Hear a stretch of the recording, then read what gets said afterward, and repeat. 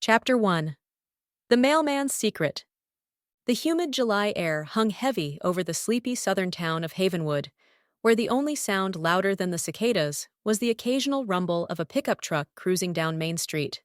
Wade Hampton, retired schoolteacher and pillar of the Havenwood community, sat on his porch swing, sipping sweet tea and watching the world go by. He waved to Mrs. Jenkins as she shuffled past with her poodle, and nodded to young Billy Johnson as he pedaled his bike furiously toward the ice cream parlor. Wade prided himself on knowing everyone in Havenwood. He'd taught most of them and their children's children in his 40 years at Havenwood Elementary. Wade knew their joys, sorrows, secrets, and dreams. He knew, for instance, that Mrs. Jenkins was secretly feeding stray cats behind her husband's back, and that young Billy was saving up for a new skateboard. But there was one new face in town that Wade needed to learn more about: the quiet mailman, Alessandro Rossi. Alessandro had moved to Havenwood just a few months ago, renting the small bungalow across the street from Wade. He was a polite young man, always with a friendly "good morning" or a tip of his hat, but he kept to himself. Wade watched now as Alessandro made his way down the street, stopping at each mailbox with practiced efficiency. He paused at Wade's mailbox, slipping a few envelopes inside, then continued his route. As Alessandro reached the end of the street, Wade noticed something unusual. He stopped, seemingly hesitant, then turned and returned to Wade's house. Curiosity piqued, and Wade set down his sweet tea. Alessandro approached the porch steps, his brow furrowed, a small package clutched in his hand. "Mr. Hampton?" he called out, his voice a soft tenor, with a hint of an accent Wade couldn't quite place. "That's me, son," Wade replied, rising to his feet. "Something I can do for you?" Alessandro hesitated, then held out the package. "This was in your mailbox, but it doesn't have an address. Just your name." Wade took the package, a small plain brown box wrapped in twine. Puzzled, he turned it over in his hands. "That's odd," he said. "I wasn't expecting anything." "Maybe it's a mistake?" Alessandro suggested, shifting his weight from one foot to the other. "Maybe," Wade agreed, unease creeping over him. Inside the house, Wade examined the package. An antique pendulum clock lay in faded velvet, its brass casing tarnished with age. Beneath it, a folded note. With trembling fingers, Wade unfolded the note. The words, scrawled in shaky handwriting, sent a chill down his spine. "The past never stays buried, Alessandro. It swings back to haunt you like the pendulum. Time to face your sins, or run." Beneath the message, a single airline ticket lay tucked into the note. The destination was Rome, and the departure date was tomorrow. Wade's mind reeled. Why was his name on the package when the note was clearly addressed to Alessandro? What sins could the quiet mailman be hiding? And why would someone send him a plane ticket to Rome? A sudden crash from outside jolted him from his thoughts. A pickup truck had collided with a delivery van at the intersection. Wade recognized the scattered mailbag. It was Alessandro's. As Wade tended to the shaken driver, his mind raced. Was this an accident? Or was it connected to the mysterious package? Later that night, Wade couldn't shake the image of a struggle he'd glimpsed through Alessandro's window. He crept across the street and peered inside. Alessandro lay sprawled on the floor, a pool of blood around him. Wade's panic seized him. He fled to his house, his mind a whirlwind of confusion and fear. He had to call the police, but what would he say? They would suspect him. He was sure of it. He examined the package again, noticing a small, almost invisible mark on the box, a symbol he didn't recognize. It looked like a stylized bird with outstretched wings. He searched online, but the symbol remained a mystery. He thought about Alessandro's cousin, Isabella. He found her house and gently broke the news of Alessandro's death. Isabella was devastated, but knew nothing about the package or the clock. Driven by a need for answers, Wade returned home and delved back into his research. He stumbled upon an old article describing a robbery at the Vatican Museum in Rome. A priceless golden pendulum clock had been stolen. Could this be the same clock? Was Alessandro involved in the theft? And was that why he was killed? The next day, Wade went to the library again, focusing on the art theft. He found several articles about the robbery, but none mentioned Alessandro or the clock. He was about to give up when he noticed a small footnote in one of the articles. It mentioned that the police investigated a possible connection between the theft and a local antiques dealer. Following this lead, Wade found the dealer's shop closed. Determined, he broke in and found the stolen clock hidden in a compartment in the wall. He also discovered a ledger mentioning the Order of the Golden Pendulum and a meeting scheduled for that night. He had to get to that meeting to find out who was behind the Order of the Golden Pendulum and what they had to do with Alessandro's death. He glanced at the clock. It was already 10 p.m., and the meeting was scheduled for midnight. He didn't have much time. He drove towards the address he had copied from the ledger, a secluded farmhouse on the outskirts of Havenwood. The road was dark and deserted. He reached the farmhouse and parked his car a safe distance away. He crept closer and peered through a window. A group gathered around a table, all dressed in dark robes, their faces hidden by hoods. This was it. The Order of the Golden Pendulum. He carefully opened the window and slipped inside, hiding behind a heavy curtain. "We have gathered here tonight to discuss a matter of grave importance," the leader said. "The clock has been stolen." They were talking about the stolen clock. "We must find the thief and retrieve the clock," the leader said. "It is vital to our cause." "But who could have stolen it?" one of the members asked. "We have reason to believe that the thief is someone close to us," the leader replied. "Someone who knows our secrets." "We must find the traitor," the leader said, "and we must punish them." Wade's heart pounded in his chest. He had to get out of there. He turned to leave, but it was too late. The leader had spotted him. "Who's there?" Wade froze. He was trapped. The order members turned to face him, their faces now visible in the flickering candlelight. And then Wade recognized one of them. It was Isabella.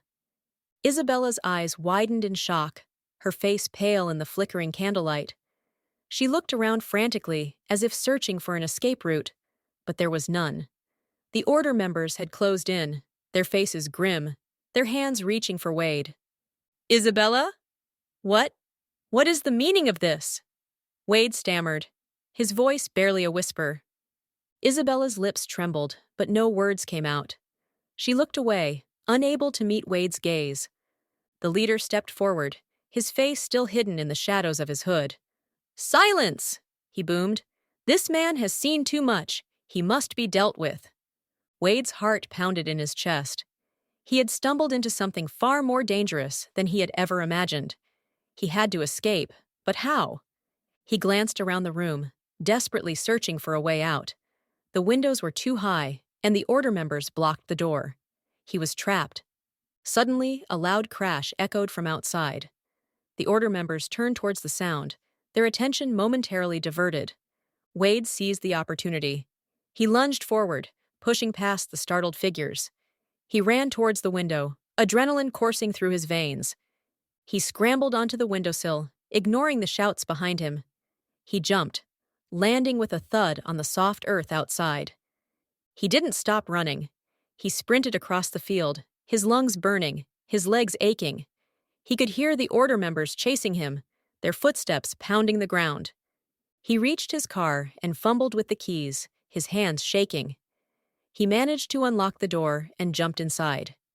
He started the engine and sped away, leaving behind the farmhouse and the Order of the Golden Pendulum.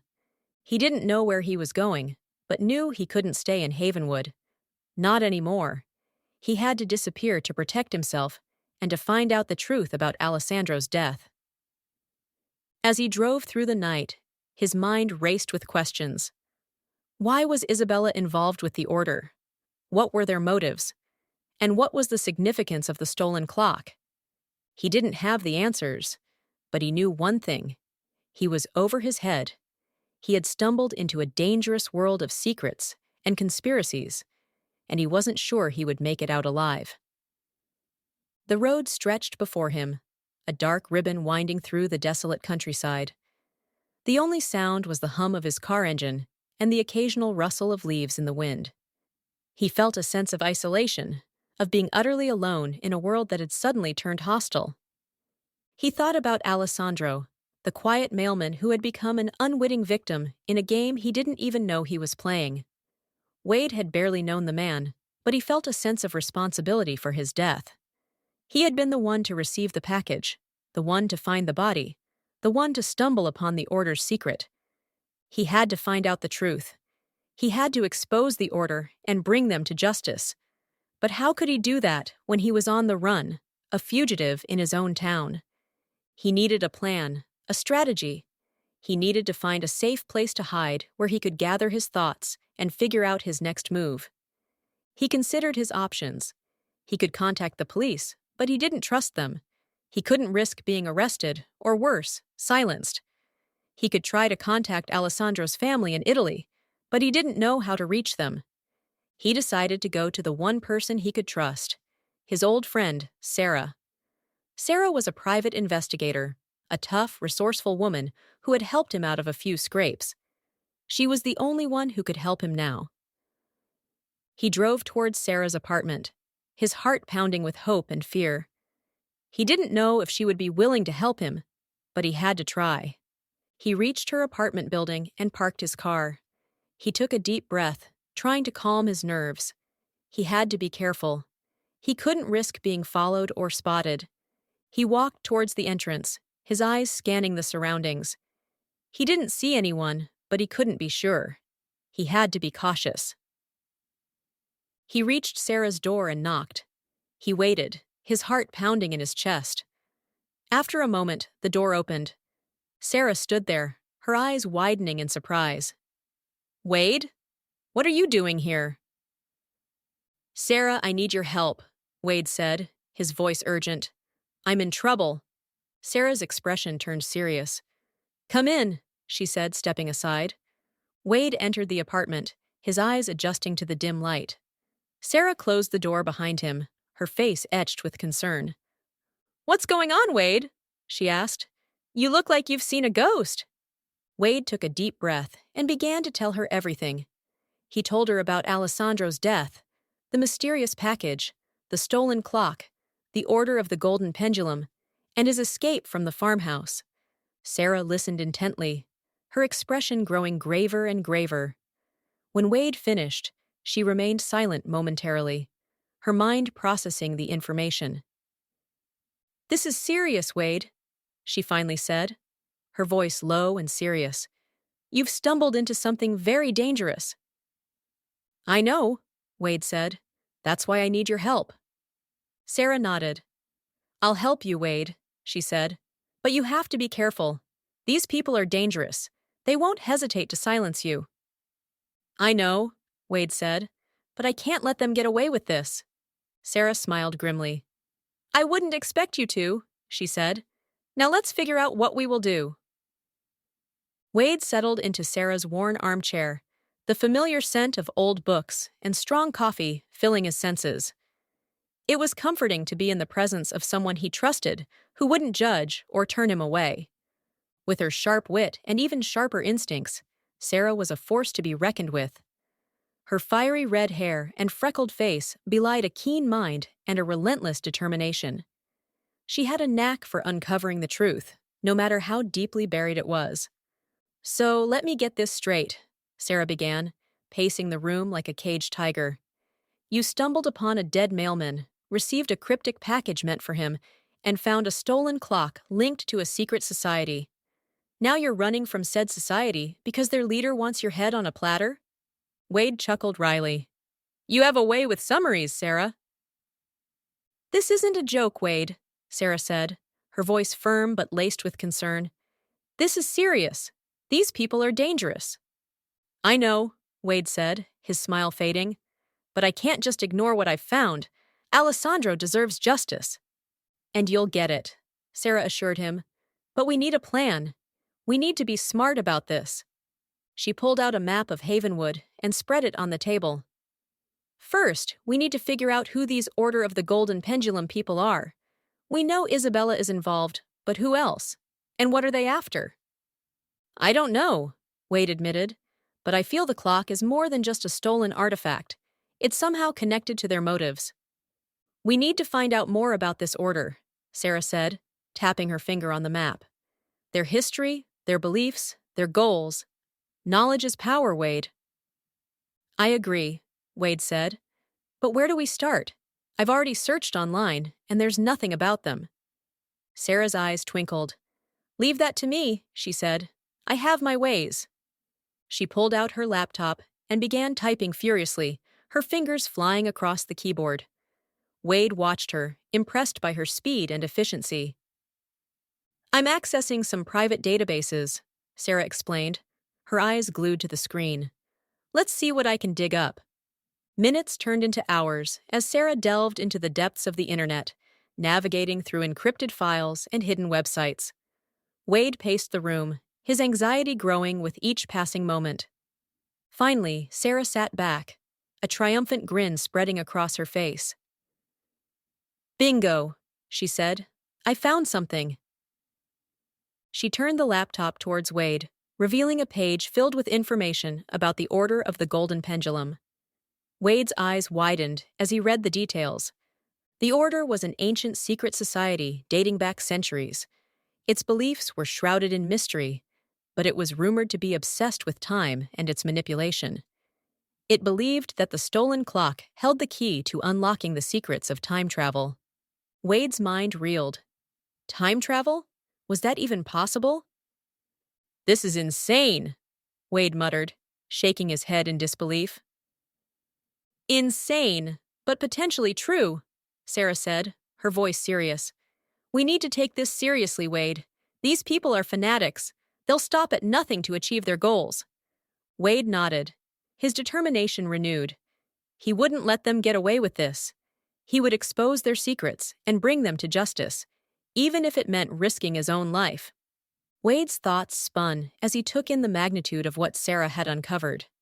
The concept of time manipulation seemed ludicrous, yet there it was, documented and tied to a centuries-old society that had taken root in Havenwood. If they truly believe in time travel, Sarah said, then that clock is more than a stolen artifact. It's a tool, a weapon even.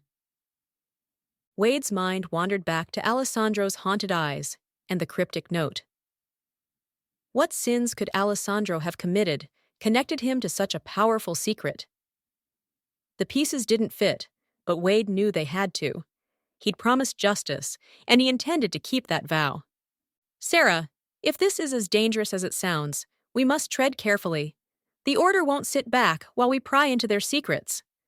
Sarah's lips curled into a smirk. Good thing subtlety is my middle name.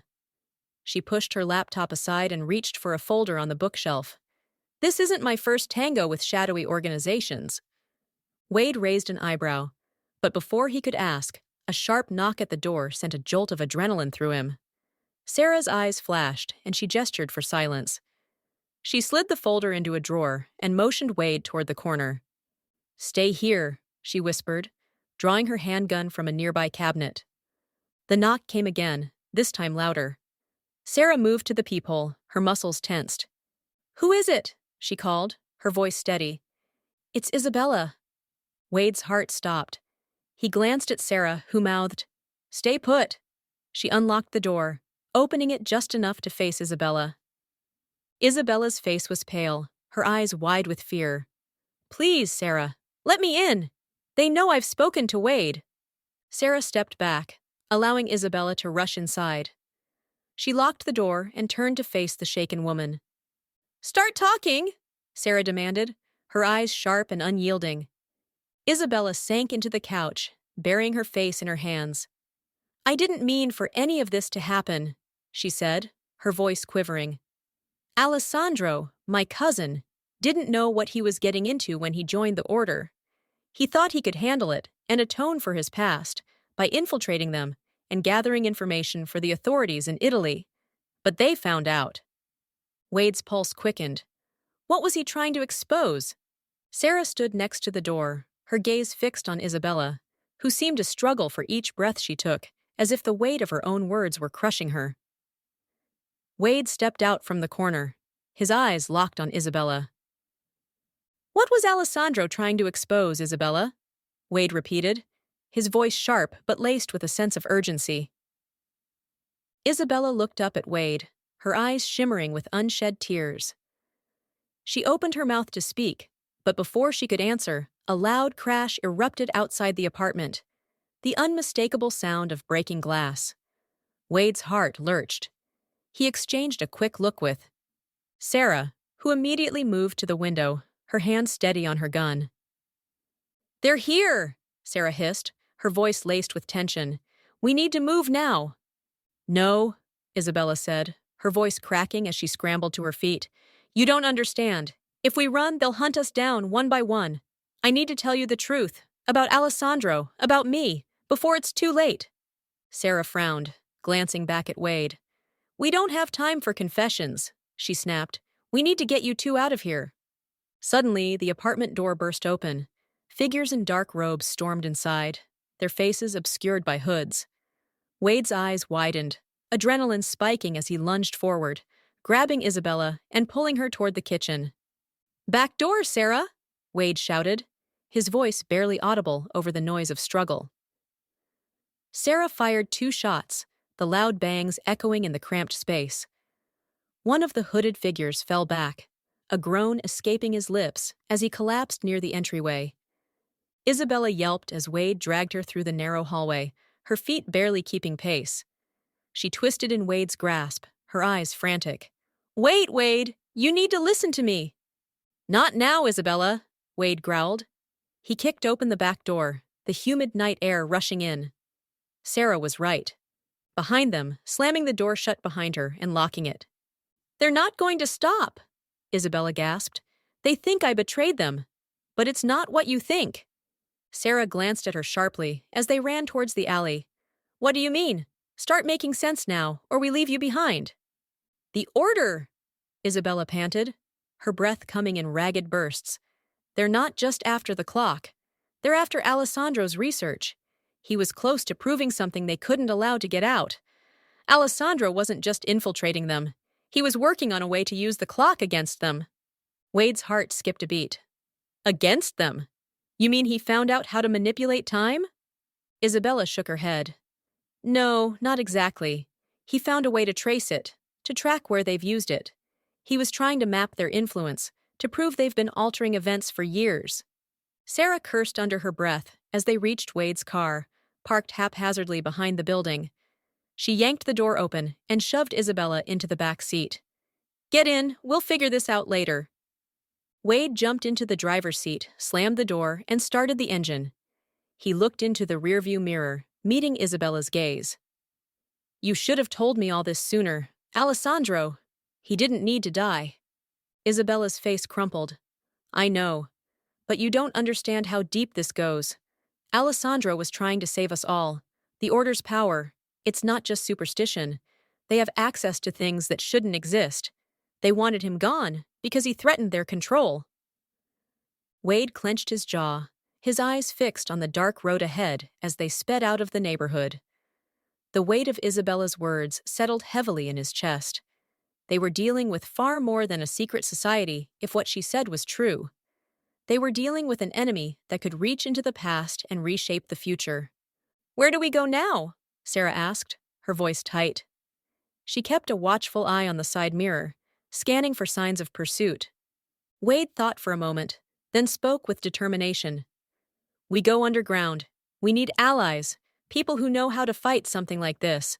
And we need to finish Alessandro's work, find the proof that will bring the Order down." Isabella leaned forward, her voice shaking. "There's one more thing. Alessandro left a failsafe, a way to protect his research. It's hidden in Havenwood. We have to go back. To his house. It's the only way." Wade met Sarah's eyes, seeing the flicker of doubt and determination there. Going back to Havenwood was risky, but they had no other choice. The truth was hidden there. They needed it to survive and take down the Order. "Then that's what we'll do," Wade said, his voice steady. "But we need to be smart about it. We'll gather what we need, and then we'll finish what Alessandro started. Sarah nodded. All right. But we need a plan. And we need to move fast. The order won't stop until they've silenced all of us. Isabella closed her eyes, her hands trembling. I'll help you. I owe it to Alessandro. I owe it to both of you. Wade tightened his grip on the steering wheel. The road stretched ahead, dark and uncertain, but he felt a surge of determination. They had a mission now, a purpose. They would fight back and bring the truth to light, no matter the cost. Hang on, Wade said, his voice filled with a resolve that steadied them all. This is just the beginning.